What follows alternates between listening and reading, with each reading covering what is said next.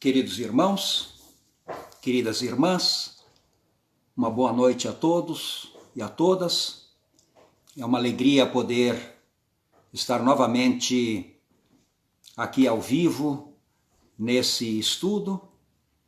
É uma alegria poder compartilhar algumas reflexões aqui sobre a Escritura Sagrada. Que Deus esteja presente conosco, nos ilumine nesse momento de reflexão, para que possamos assim, ouvindo a palavra, meditando na palavra, poder crescer na fé, no conhecimento e no amor também. Porque o estudo da palavra, através da reflexão da palavra, Deus, ele toca o nosso coração e pelo poder do Espírito Santo, opera em nós sempre de novo o arrependimento, a humildade e a confiança também na sua graça, na sua misericórdia e no seu perdão. Então nós desejamos também que o Espírito Santo de Deus ilumine a todos nós, que o Espírito Santo de Deus esteja conosco. Nós estamos aqui mesmo que à distância reunidos, e quando 2 ou 3 estão reunidos em nome de Jesus, ali no meio está presente também Jesus. Jesus, de uma certa forma, ele está presente sempre na própria palavra, né? Pela palavra Deus criou os céus e a terra, a palavra se fez carne, habitou entre nós. Então o Evangelho e o próprio Jesus de uma certa forma, se confundem. Nós queremos refletir hoje no Salmo desse próximo domingo, que é o Salmo 65. É um Salmo de Davi, né? Queremos ler esse Salmo e que a graça de nosso Senhor Jesus Cristo, o amor de Deus o Pai e a comunhão do Espírito Santo estejam com todos vós nesse momento de reflexão, também durante todos os dias da nossa vida, particularmente nos momentos, digamos assim, mais difíceis da nossa vida, para que com a presença de Deus possamos nós sempre passar pelos obstáculos, podermos assim prosseguir firmes, sem perder a nossa confiança, sem perder a nossa fé. E, portanto, isso só será possível se mantivermos a humildade e a nossa dependência, né, de Deus, da sua graça, da sua misericórdia e do seu poder. Poder esse que ele sempre manifesta através, principalmente, da pregação da sua palavra. Nós queremos agora, portanto, ouvir o Salmo 65 e aí refletir nesse Salmo, versículo por versículo, a partir do versículo 1 até o versículo 9, versículo 1 a 9, Salmo 65, versículos 1 a 9. A ti, ó Deus, confiança e louvor em Sião, e a ti se pagará o voto. Ó tu que escutas a oração, a ti virão todos os homens, por causa de suas iniquidades. Se prevalecem as nossas transgressões, tu não las perdoas. Bem-aventurado aquele a quem escolhes e aproximas de ti, para que assista nos teus atos. Ficaremos satisfeitos com a bondade de tua casa, o teu santo templo. Com tremendos feitos nos respondes em tua justiça. Ó Deus, Salvador nosso, esperança de todos os confins da terra e dos mares longínquos, que por tua força consolidas os montes, cingido de poder, que aplacas o rugir dos mares, o ruído das suas ondas e o tumulto das gentes. Os que habitam nos confins da terra temem os teus sinais. Os que vêm do Oriente e do Ocidente, tu os fazes exultar de júbilo. Tu visitas a terra e a regas, tu enriqueces copiosamente os ribeiros de Deus. São abundantes de água, preparas o cereal, porque para isso a dispões. Queridos irmãos, A primeira palavra aqui desse versículo que eu gostaria de destacar é confiança. Nós vivemos num mundo onde as relações de confiança, elas são bastante frágeis. Às vezes faltam pessoas com as quais nós podemos conversar sobre os assuntos mais interiores e precisamos assim contar com a confiança desta pessoa. Confiança é fundamental. Muitas coisas que fazemos, às vezes até negócios, às vezes coisas que nós combinamos e etc., são coisas que dependem de confiança. Mas eu tenho certeza que muitos de nós, possivelmente, já nos frustramos porque confiamos e parece que quebramos a cara. A pessoa não foi fiel, né? Nós confiamos, mas a nossa confiança ela foi respondida de uma forma negativa. Mas confiança ela é fundamental. E essa é uma característica de Deus. Em Deus nós podemos confiar. Deus é fiel e Deus nos escuta. Portanto, uma das características mais importantes que nós podemos encontrar em Deus é que Ele é confiável. Aquilo que prometeu, aquilo que Ele disse, aquilo que Ele falou, será cumprido. E Ele, para a vida de todos nós, prometeu misericórdia, prometeu perdão, prometeu, enfim, proteção. E Deus, quando promete, Ele cumpre, porque nós podemos, portanto, confiar nele, Ele é fiel. Nele nós podemos confiar. Então, porque podemos confiar em Deus, a outra palavra importante nesse versículo é louvor em Sião. Por isso, o povo, ao reconhecer que pode confiar em Deus, louva a Deus, agradece a Deus, canta a Deus. Ó tu que escutas a oração, a ti virão todos os homens. Deus escuta a nossa oração. Isso também é de fundamental importância.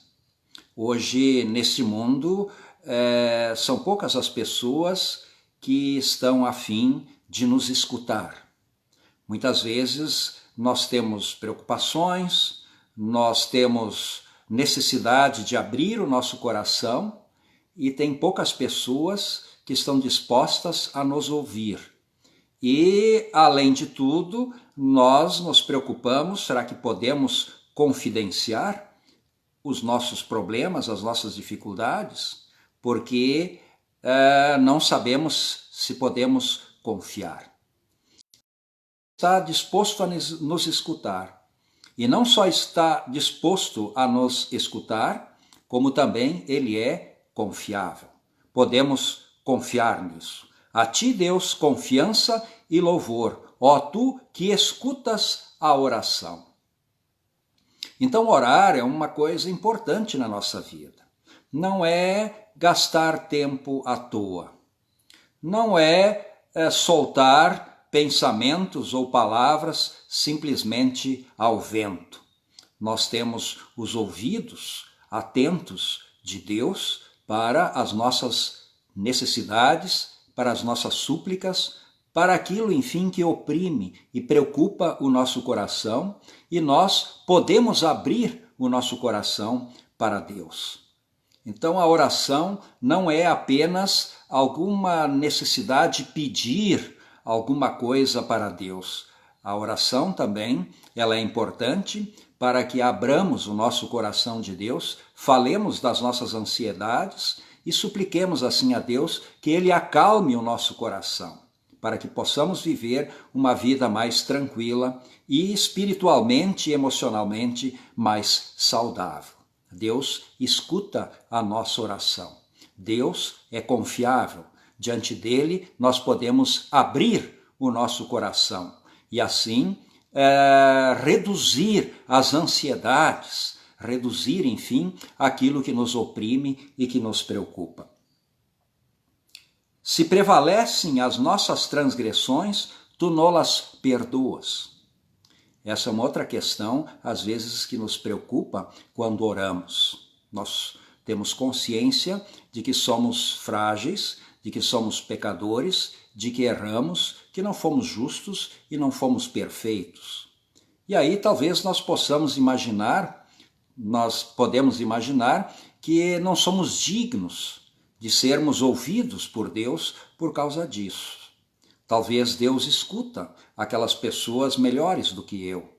Talvez Deus escute aquelas pessoas superiores a mim. Talvez Deus escute os justos, mas será que Ele me escuta, considerando as minhas fraquezas, considerando as minhas injustiças, considerando os meus pecados? Bem, essa é uma dúvida que nós não precisamos ter, porque se nós tivermos humildade em nosso coração e levarmos a Deus todas as nossas fragilidades, levarmos a Deus todas as nossas falhas, Ele não vai nos rejeitar, Ele há de nos perdoar. Essa é uma das promessas que Ele faz, essa é uma das promessas que Ele fez para cada um de nós, de nos perdoar. Portanto, nós não precisamos ter nenhuma preocupação nesse sentido de que por causa de nossas fragilidades espirituais, Deus não vai nos escutar. Não é verdade. Deus há de nos escutar. Se nós, pela fé, confessarmos, Deus não há de nos rejeitar. E não só nos receberá, mas também há de escutar todas aquelas aflições que oprimem e que preocupam o nosso coração, a nossa mente, o nosso interior. Ele perdoa as nossas transgressões. Isso está bem claro colocado aqui nesse salmo. E é bem-aventurado aquele a quem escolhes. É feliz aquele quem Deus escolhe. E Deus nos escolheu. Particularmente se nós fomos batizados, foi o dia em que Deus nos escolheu e o nosso nome foi inscrito no livro da vida. Mas não só a partir do nosso batismo. Nós temos uma palavra muito bonita no Salmo 139, onde Deus ele já descreve uma relação muito íntima e direta com cada um de nós, inclusive antes do nosso nascimento. Tu me formaste o meu interior, tu me teceste no seio de minha mãe. É como aquela vovozinha que pega as suas agulhas de crochê ou de tricô e vai fazendo a peça que depois de muito tempo fica pronta. Assim, Deus, Ele no interior de nossa mãe, teceu a cada um de nós. Foi formando cada um de nós. Pois tu me formaste no interior de minha mãe, tu teceste no seio de minha mãe. Graças te dou, visto que por modo assombrosamente maravilhoso me formaste. Deus não fez qualquer coisa. Você é um ser humano maravilhoso. O seu corpo é maravilhoso, a sua mente é maravilhosa, a sua vida é uma coisa espetacular, é uma obra-prima de Deus. E Deus, ele tem um cuidado muito grande por suas obras. Ele quer que as suas obras sejam mantidas e bem cuidadas. Então, quando nós oramos, na verdade, nós estamos pedindo por uma obra-prima de Deus, que é a nossa vida, que é o nosso corpo, que é a nossa mente, que é a nossa razão. Então, quando nós pedimos por uma coisa que, na verdade, pertence a Deus, e que pertence a Deus já antes, inclusive, do nosso nascimento, porque foi criada, foi tecida por Deus, Deus certamente há de atender. Deus só não atende as orações de quem não crê. Deus só não, muitas vezes, fecha suas bênçãos para as pessoas que arrogantemente não reconhecem que são obra de Deus. Mas ao nós humildemente reconhecermos que somos uma obra de Deus, tecida, criada, formada por Deus, uma obra assombrosamente maravilhosa, como diz o salmista, tu me formaste, as tuas obras são admiráveis e minha alma sabe muito bem. Então você não é qualquer coisa. O ser humano não é qualquer coisa. O ser humano é uma obra admirável de Deus, maravilhosa de Deus, que Deus quer cuidar. Então, quando ele pede que nós oremos, que nós peçamos proteção e cuidado, na verdade, nós já estamos fazendo a vontade dele. Ele quer fazer isso. E muitas vezes ele não faz as coisas na nossa vida porque nós não pedimos, nós não oramos. Nada tendes porque nada pedis, também diz a Escritura Sagrada. A oração, na verdade, é uma postura mais do que importante o pedido da oração. É a postura da oração. A postura da oração é sempre um reconhecimento da soberania de Deus. É um reconhecimento da nossa dependência dele. Né? É simplesmente uma percepção da realidade. Né? Que Deus quer que percebamos que somos seus filhos e que dependemos dele. E ao pedirmos, então, na verdade, nós simplesmente estamos fazendo a vontade dele. Os meus ossos não te foram encobertos quando no oculto fui formado e entretecido como nas profundezas da terra. Os teus olhos me viram a substância ainda informe, e no livro foram escritos todos os meus dias, cada um deles escrito e determinado, quando nenhum deles ainda havia. Então Deus nos escolheu já quando éramos um feto, quando nós não tínhamos ainda uma forma definida de um bebê, né? Quando nós estávamos lá ainda sendo formados no interior de nossa mãe. Ali já estava a mão de Deus, né? Ali já estava a determinação de Deus. Ali Deus já estava escrevendo uma história muito importante, que é a história da nossa vida, que é a história da tua vida. Portanto, bem-aventurado aquele que Deus escolhe. Deus te escolheu. E Deus te escolheu não é coisa de agora. Deus te escolheu lá quando ele decidiu colocar um ser humano a mais no mundo, quando você foi formado, quando você nasceu. Com tremendos feitos nos respondes em tua justiça. Ó Deus, Salvador nosso, esperança de todos os confins da terra e dos mares longínquos. Esse Deus, ele é justo. Ele é justo e ele quer justiça. Evidentemente que nós vivemos num mundo muito injusto, né? E nós fazemos parte dessa injustiça. Nós contribuímos com essa injustiça pela forma, muitas vezes, que levamos a nossa vida. E essa injustiça aborrece Deus.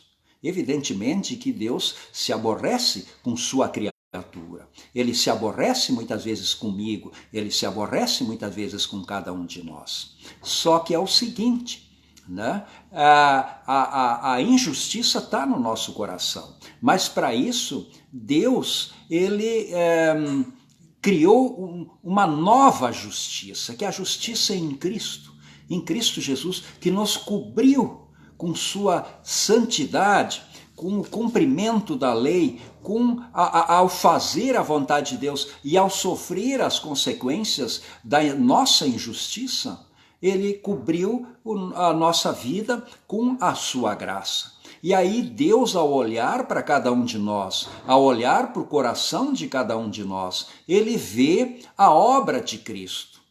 E vendo a obra de Cristo, o nosso coração é purificado e nós fomos assim em Cristo justificados e aceitos por Deus. Então essa é a grande justiça de Deus, a justiça de Deus redentora em Jesus Cristo que nos justifica, uma justificação poderosa que é capaz inclusive de modificar, de transformar e de melhorar muito a nossa vida no sentido de buscarmos a vontade de Deus e vivermos mais o amor, a solidariedade, a compreensão, enfim, para com o nosso próximo e o nosso próximo em geral. Então ele nos responde com justiça. E essa resposta com justiça é essa justiça de Cristo que nos justifica. Que aplacas o rugir dos mares, o ruído das ondas e o tumulto das gentes. Isso, de uma certa forma, esse rugido do mar, né, que foi aplacado por Deus, aconteceu, por exemplo, num momento muito importante, quando Jesus acalma a tempestade. Né? Lembram aquela história de que o mar estava muito agitado, os discípulos se assustaram e Jesus disse: homens de pequena fé, por que vocês duvidam? Né? E ele então pediu para que as ondas se acalmassem e Deus, como o Criador de todas as coisas, em Jesus Cristo, acalmou o mar. Se ele acalmou o mar, se ele acalmou a tempestade, se ele é poderoso para interferir, digamos assim, nos fenômenos da natureza, né? Evidentemente que isso mostra que ele tem poder também para acalmar o nosso coração, para acalmar o nosso espírito, para acalmar a nossa vida e nos dar paz e ânimo para prosseguir com confiança, para conseguir prosseguir com fé, para prosseguir, enfim, sem desanimar. Os que habitam os confins do mundo, da terra, temem os teus sinais, os que vêm do Oriente e do Ocidente. Tu os fazes exultar de júbilo. Né? Então esse é o resultado sempre da ação de Deus na nossa vida, é júbilo e alegria. Né? Quando nós temos o nosso coração acalmado, quando nós temos as nossas injustiças perdoadas e quando nós temos a nossa vida purificada, né, não existe uma outra reação a não ser alegria. Né? Deus quer de nós alegria. Deus quer da nossa vida satisfação por viver. Ora, Deus ficou tão satisfeito quando Ele criou cada um de nós. Ele ficou tão satisfeito quando Ele escreveu o nosso nome no livro da vida. Por que agora nós vamos ficar insatisfeitos com a nossa vida? Por que nós vamos o tempo todo lamentar as coisas na nossa vida? Por que nós vamos o tempo todo reclamar das coisas que acontecem na nossa vida?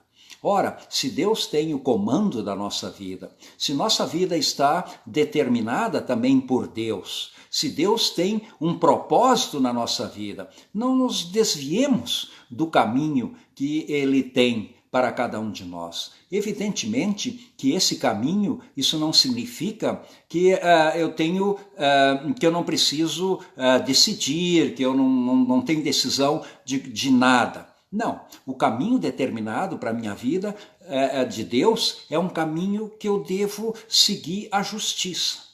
Eu devo seguir as obras do amor. Eu devo fazer as coisas certas. Quando eu faço as coisas certas, quando eu sigo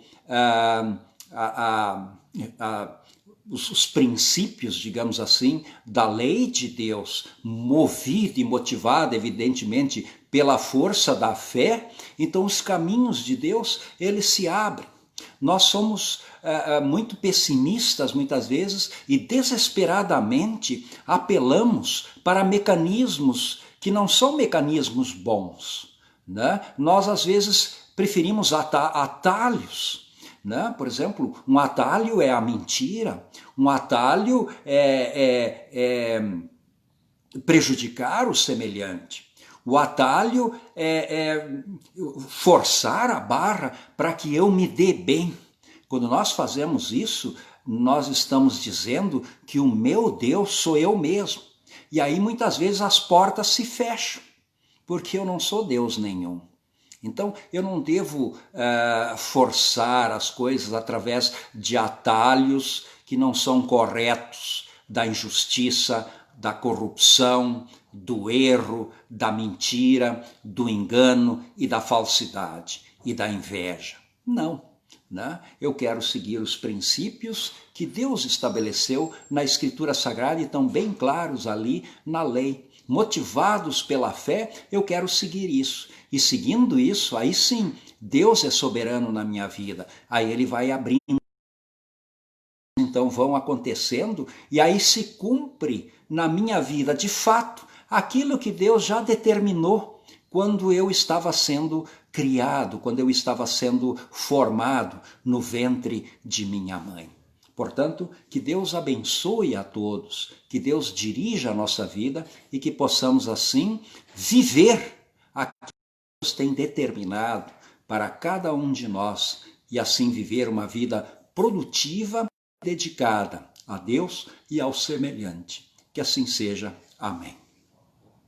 Bondoso Deus, fortalece a minha fé para que eu possa viver conforme a tua vontade e assim ter bem seguro o meu caminho neste mundo e nessa vida. Protege-me contra todos os perigos, envia teus santos anjos para me guardar, me proteger e me guiar, para que eu não caia em nenhum abismo e tropece nas pedras que muitas vezes estão na minha frente e que possa de forma altiva, humildade, continuar a minha caminhada para o benefício teu, da humanidade e do bom testemunho de nosso Senhor Jesus Cristo. Bondoso Deus, nós te pedimos isso e te agradecemos por esta fé, te agradecemos por podermos contar com tua presença e com o teu cuidado. Por Jesus Cristo nós pedimos e agradecemos. Amém. E a graça de nosso Senhor Jesus Cristo, o amor de Deus e a comunhão do Espírito Santo estejam com todos vós, hoje e sempre. Amém. Queridos irmãos, nós então agradecemos a atenção e também aproveitamos para comunicar que no sábado, 19 horas, nós teremos o nosso culto, nosso culto online. Então todos estão convidados nesse canal, no sábado, às 19 horas, para o nosso culto, que é o 6º domingo após Pentecoste. A bênção de Deus a todos, em particular aos nossos irmãos de Uberaba, de Uberlândia e de Patrocínio. Deus abençoe a todos. Uma boa noite e até um próximo encontro.